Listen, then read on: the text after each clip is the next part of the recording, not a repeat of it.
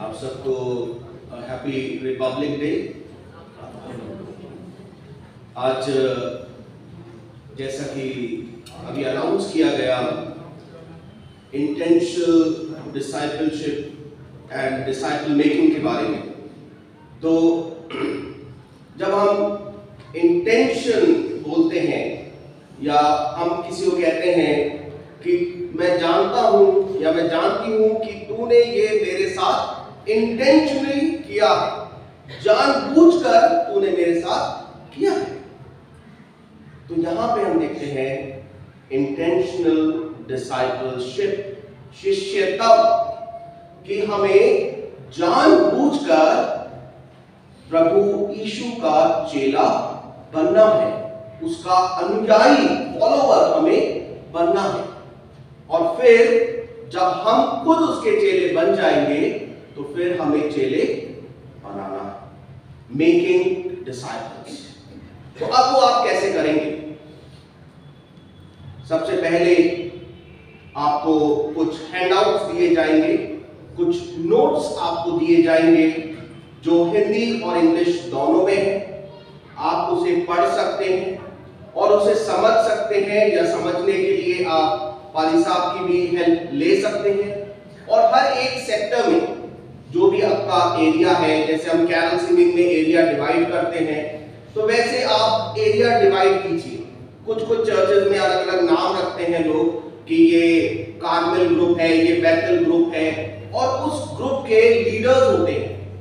तो कुछ लीडर्स जो चाहते हैं कि हाँ, हम इसमें भाग लें और हम आगे इस डिसाइपल मेकिंग को, शिष्य बनाने के कार्य को आगे बढ़ाएं, वो लोग इस हैंडआउट्स को, इन नोट्स को पढ़ें, समझें, और इन उपवास के दिनों में जब हम रहेंगे, रोजे के दिनों में जब हम रहेंगे, तब उस दौरान पादी साहब प्रचार नहीं करेंगे, पर जो लीडर्स चुने गए हैं, जिन्हें तैयार किया गया है, वो आगे वचन को बांटेंगे। पादी साहब वहां पे मौजूद रहेंगे, और जब उसे क्लियरिफाई करना होगा आगे और कुछ जोड़ना होगा, कुछ और बताना होगा, तो उसमें पादी साहब आपकी मदद करेंगे। तो ये पूरा जो वर्ष हमारा रहेगा 2025, हमारे डायसिस की ओर से, खास करके हमारे बिशप साहब की ओर से, इस पूरे वर्ष को intentional discipleship and disciple making के बारे में ही रखा गया है। और हर एक बार हम इसी पे ही चर्चा करेंगे। इसके अलग अलग दिन नियुक्त किए गए हैं। पहला रहेगा 17 मार्च, जब हम बात करेंगे टेल पे, कि हमें बताना है, हमें लोगों को क्या बताना है? परमेश्वर का वचन बताना है। फिर उसके बाद 9 मई को हम बात करेंगे एक डायसिस के रूप में पूरी सात कलीसियाओं के साथ टीच पर, कि हमें सिखाना है। क्या सिखाना है हमें? परमेश्वर का वचन हमें सिखाना है। उसके बाद 11 जुलाई को हम बात करेंगे टेंट पर। टेंट मीन्स देखभाल करना। किसकी देखभाल करना? जो गरीब है, जो बीमार है, उनकी देखभाल हमें करनी है। उस पर हम बात करेंगे। और खास करके बहुत से चर्चेज में, ये मैं नहीं कह रहा, बिशप साहब का कहना है, उन्हीं के शब्द मैं आपको डिलीवर कर रहा हूं, कि बहुत से चर्चेज में ये देखा गया है कि हम पुअर फंड बनाते हैं और पुअर फंड में हम पैसा जमा करते हैं, लेकिन वो पैसे की हम एफडी करवा देते हैं, लेकिन जिस मकसद के लिए वो पैसा जमा किया जाता है, उस मकसद के लिए वो इस्तेमाल नहीं होता है। तो इसलिए जो अगर हम पॉलिसी बनाई है पुअर फंड के लिए, तो हम उसे गरीबों की सहायता के लिए, जो दुखी हैं, बेरोजगार हैं, उनकी सहायता के लिए इस्तेमाल करें। और फिर हम 24 सितंबर को बात करेंगे ट्रांसफॉर्म पर। ट्रांसफॉर्म, हमें बदलना है, अपने आप को बदलना है, हमारी समाज को बदलना है, क्योंकि बहुत से लोग पुरानी परंपराओं में जुड़े रहते हैं और वो आगे बढ़ना नहीं चाहते हैं। तो हमें अपने आप को बदलना है। तो उसी पर ही एक वाली साहब ने बिशप साहब से पूछा था तो बिशप साहब हमारे चर्च में अभी एक किसी अजीज वो गुजर गए, तो वो जो गुजरा था वो बच्चा अनमैरिड था। तो कहना कुछ लोगों का ये था कि ये अनमैरिड था इसलिए उसे व्हाइट कॉफिन में गाड़ो, उसकी कॉफिन का कपड़ा जो होना चाहिए वो व्हाइट होना चाहिए। कुछ लोगों ने कहा नहीं ब्लैक होना चाहिए, तो उस पर विवाद था। तो उसने बिशप साहब से पूछा कि बिशप साहब क्या किया जाए। तो बिशप साहब ने कहा प्रभु यीशु ने क्या कहा, शिष्यता पर प्रभु यीशु ने क्या कहा कि मरे हुए को अपने मुर्दे खुद गाड़ने दो, तुम मेरे पीछे हो लो। तो बिशप साहब का कहना था कि कल रंग कुछ भी हो उससे कोई फर्क नहीं पड़ता है। तो ऐसे ही जो कुछ हमारी सोच है, जो कुछ हमने बना रखी है कि यही हमारी परंपरा है, वो नहीं बदल सकती, तो हमें अपने आप को बदलना है, ट्रांसफॉर्म करना है। तो उसके बारे में हम बात करेंगे और फिर हम नवंबर 19 को जो बात करेंगे वो करेंगे ट्रेजर पर, कि हमें अपने इस पृथ्वी को, इसकी देखभाल हमें करनी है, क्योंकि परमेश्वर ने इसे हमें सौंपा है और हमें इसे की देखभाल करनी है। तो ये सारी चीजें रहेंगी और इस पर हम पूरे वर्ष बात करेंगे। लेकिन लैंड डेज के लिए जो आपको हैंडआउट्स दिए जाएंगे, जो नोट्स आपको दिए जाएंगे, आप उसको पढ़िए, समझिए और फिर अपना एरिया वाइज डिसाइड कीजिए। और जो एरिया के लीडर्स होंगे, एक एरिया में 2, 3, 4 लीडर्स होंगे, वो फिर इंटेंशनल डिसाइपलशिप और डिसाइपल मेकिंग पर बात करेंगे। तो ये पूरा जो रहेगा हमारा इस 2025 वर्ष का और खास करके हमारे रोजों के दिनों का। आइए हम आज का वचन में जाएंगे। आइए वचन को सुनिए, हम प्रार्थना करें। धन्यवाद धन्यवाद धन्यवाद देते हैं सर्वशक्तिमान यहोवा परमेश्वर कि आप निरंतर अपने वचन के द्वारा हमारा मार्गदर्शन करते हैं और सच में ये आपका वचन ही है वापस मानिए जो हमें जीवन में आगे बढ़ने में हिम्मत और सहायता प्रदान करता है। जब आज हम आपके वचन पर एक बार फिर से मनन चिंतन करते हैं, उन्हें दीजिए आपकी पवित्र आत्मा की उपस्थिति हमारे बीच में हो। पवित्र आत्मा हमारे मनों को पाक और साफ करे कि हम पूर्ण रूप से आपके वचन को ग्रहण करने वाले हो सके। हम आपसे प्रार्थना करते हैं वापस मानी कि हमारे मुख से निकलने वाला शब्द हमारा नहीं परंतु आपका हो, पवित्र आत्मा के द्वारा प्रेरित और हम सब के लिए अनुग्रह और आशीष का कारण बनने पाए। हम इस प्रार्थना को खुदावंद यीशु मसीह के नाम से मांगते हैं, सुनिए और कबूल फरमाइए, आमीन। आज क्रिसमस के पर्व के बाद हमारा 5वां रविवार है और आज हम सब एक कलीसिया के रूप में इकट्ठा हुए हैं एक ऐसे विषय पर अध्ययन करने के लिए जो हमारे दिलों के बहुत करीब है और वो है हमारे देश के लिए प्रार्थना, प्रेयर फॉर आवर कंट्री। आज 26 जनवरी को हम भारत का 76वां गणतंत्र दिवस मना रहे हैं।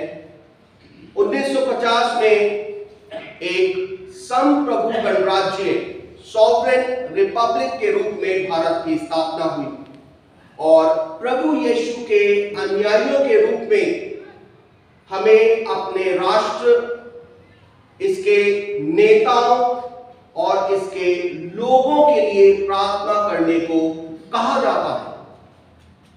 अगर हम पवित्र बाइबल में देखें तो हमें हमारे देश के लिए मध्यस्थता करना, न्याय, शांति और सभी की समृद्धि की अहमियत को हमें बाइबल बताती है। दोस्तों, भारत एक विविध राष्ट्र है, डाइवर्स नेशन है, जो संस्कृति, इतिहास और आध्यात्मिकता से समृद्ध है। हमारे नेता जैसे महात्मा गांधी, डॉक्टर B.R. अंबेडकर, सरदार वल्लभ भाई पटेल और अन्य लोगों ने भारत की स्वतंत्रता के लिए अथक परिश्रम किया और लोकतंत्र, डेमोक्रेसी, न्याय, जस्टिस और समानता, इक्वालिटी की नींव रखी। उनके प्रयास एक समावेशी और न्यायपूर्ण समाज की परिकल्पना से प्रेरित थे, जहां सभी के साथ गरिमा से व्यवहार किया जाए, where everyone is treated with dignity। और जब हम इस गणराज्य के नागरिकों और मसीह लोगों के रूप में हमारी भूमिका पर विचार करते हैं, तो हमें अपने देश के लिए प्रार्थना की अवधारणा को, कॉन्सेप्ट को समझने के लिए हम बाइबल को देखते हैं। और जब हम बाइबल खोलते हैं तो हमारे सामने दो प्रश्न आते हैं। पहला, हम प्रार्थना कैसे करें? दूसरा, हमारा विश्वास हमें अपने देश के लिए न्याय, शांति और समृद्धि में कैसे मार्गदर्शन देता है। आज के हमारे बाइबल पाठ नेहमाया, पहला पतरस और मत्ती में से हम देखेंगे और इन सवालों को समझने की हम कोशिश करेंगे। पहला जो हम देखेंगे, पहला पॉइंट है न्याय के लिए एक प्रार्थनापूर्ण नेता। न्याय के लिए एक प्रार्थनापूर्ण नेता, नेहमाया 5:14 से 19।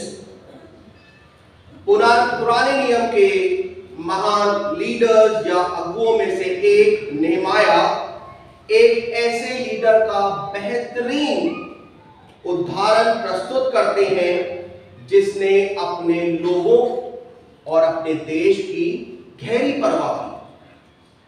अगर हम देखें तो नेहमाया को यहूदियों का अधिपति या गवर्नर नियुक्त किया गया था।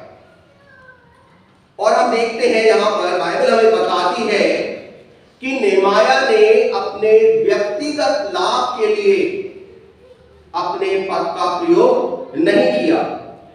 14 आयत के अंत में हम देखते हैं, यहां लिखा है, मैं और मेरे भाइयों ने अधिपति के हक का भोजन नहीं खाया। वो अपने लोगों पर बोझ नहीं डालना चाहता था। हालांकि अधिपति होने के नाते ये उसका हक था, लेकिन हम 15 आयत में देखते हैं। 15 आयत में लिखा है, परंतु पिछले अधिपति जो मुझसे पहले थे, वे प्रजा पर भार डालते थे और उनसे रोटी और दाख बदू और इसके साथ 40 शेकल चांदी लेते थे। वरन उनके सेवक भी प्रजा के ऊपर अधिकार जताते थे, परंतु मैं ऐसा नहीं करता, क्योंकि मैं यहोवा का भय मानता हूं। नेहमाया के नेतृत्व में, लीडरशिप में प्रार्थना, निस्वार्थता और न्याय के प्रति गहरी प्रतिबद्धता की कमिटमेंट था। शासन के प्रति नेहमाया का प्रार्थनापूर्ण व्यवहार दर्शाता है कि हमें किस तरह के नेतृत्व के लिए, किस तरह की लीडरशिप के लिए हमें प्रार्थना करने की आवश्यकता है। नेहमाया जो था, नेहमाया की क्या इच्छा थी? नेहमाया यरूशलेम का पुनर्निर्माण करना चाहता था, वो उसके लिए प्रेरित था। और वो ये अपनी महिमा के लिए नहीं करना चाहता था, परंतु वो परमेश्वर की महिमा और अपने लोगों की भलाई के लिए करना चाहता था। उसने आम लोगों की भलाई के लिए काम किए और यह सुनिश्चित किया कि लोगों का उत्पीड़न ना हो। आज के भारत में हमारे पास जैसे नेता थे महात्मा गांधी, जिन्होंने अहिंसा और प्रार्थना के माध्यम से पीड़ितों के लिए न्याय की मांग की। इसी तरह डॉक्टर अंबेडकर ने सामाजिक न्याय पर निर्मित राष्ट्र की परिकल्पना की थी।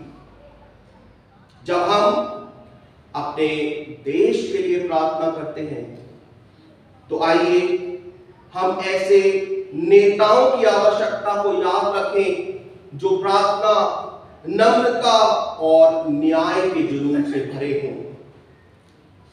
मसीह लोग होने के नाते हमें भी नेमाया की तरह बनने के लिए बुलाया गया है, जो अपने देश के लिए, अपने राष्ट्र के लिए प्रार्थना करे, अपने नेताओं के लिए प्रार्थना करे और सभी लोगों की भलाई की कामना करे। हम ऐसे नेताओं के लिए प्रार्थना करनी चाहिए जो न्याय, निष्पक्षता और करुणा के साथ कार्य करें और ऐसे समाज के निर्माण के लिए काम करें जहां हर व्यक्ति की गरिमा बनी रहे। दूसरा हम देखेंगे पहला पत्रस में से, पहला पत्रस एक गणतंत्र में नागरिकों की भूमिका, एक गणतंत्र में नागरिकों की भूमिका। अब पहला पत्रस दूसरा अध्याय में प्रेरित पत्रस हमें मसीहों की भूमिका को संबोधित करते हैं, विशेष रूप से शासकीय अधिकारियों के साथ उनके संबंधों में। यहां लिखा है 13 आयत में, प्रभु के लिए मनुष्यों के ठहराए हुए हर एक प्रबंध के अधीन रहो, राजा के इसलिए कि वह सबका प्रधान है। अब प्रेरित पत्रस हमें अधिकारियों के प्रति सम्मानजनक व्यवहार करने के लिए का आह्वान दे रहे हैं और साथ ही साथ पत्रस हमें ये भी कह रहे हैं कि हम स्वतंत्र लोग हैं, हम स्वतंत्र लोग हैं। देखिए 16 आयत में क्या लिखा है, अपने आप को स्वतंत्र जानो। और आगे क्या लिखा है, अपनी स्वतंत्रता को बुराई के लिए आड़ मत बनाओ। और आगे क्या लिखा है, तो अपने आप को परमेश्वर के दास समझकर चलो। तो हमें अपने आप को परमेश्वर के दास के रूप में अपने जीवन को बिताना है। जो कार्य हम करते हैं उसके द्वारा परमेश्वर की महिमा होनी चाहिए। भारत के नागरिक के रूप में एक गणराज्य जहां लोग अपने नेतृत्व का चुनाव करते हैं, तो हमारे पास 2 जिम्मेदारियां हैं और स्वतंत्रता है। पहली कि हमें अपने नेताओं का सम्मान करना है और देश की भलाई में योगदान देना है। गणराज्य या गणतंत्र एक ऐसा राष्ट्र होता है जहां लोगों के पास शक्ति होती है, लोगों के पास पावर होती है और नेतृत्व या सत्ता किसको देनी है उसका अधिकार लोगों के पास होता है। तो इसका अर्थ क्या हुआ? इसका अर्थ यह हुआ कि अगर हमारे देश में न्याय, शांति और सुशासन सुनिश्चित करना है तो उसमें आपकी और मेरी बराबर भूमिका है। भारत के इतिहास में सरदार वल्लभ भाई पटेल और अन्य नेताओं ने राष्ट्र को एकजुट करने और हमारे गणराज्य की नींव रखने में महत्वपूर्ण भूमिका निभाई। क्रिश्चियंस के रूप में हमें सक्रिय, जिम्मेदार नागरिक बनकर ऐसे नेताओं की विरासत का सम्मान करना है जो आम भलाई के लिए काम करते हैं। साथ ही हमें ये भी याद रखना है कि हमारी परम निष्ठा परमेश्वर की ओर है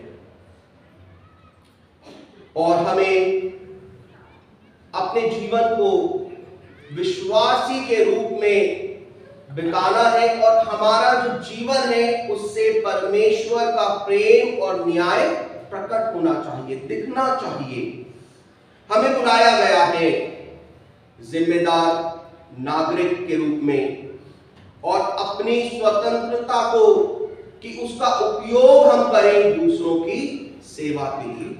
हमें परमेश्वर का दास बनकर जीना है। तो दास जो होता है वो दूसरों की सेवा करता है। तो हम इसलिए बुलाए गए हैं और अपने देश की भलाई में हमें योगदान देना है। हमें निरंतर प्रार्थना करनी है हमारे नेताओं के लिए कि परमेश्वर उन्हें ज्ञान दे, विजडम दे।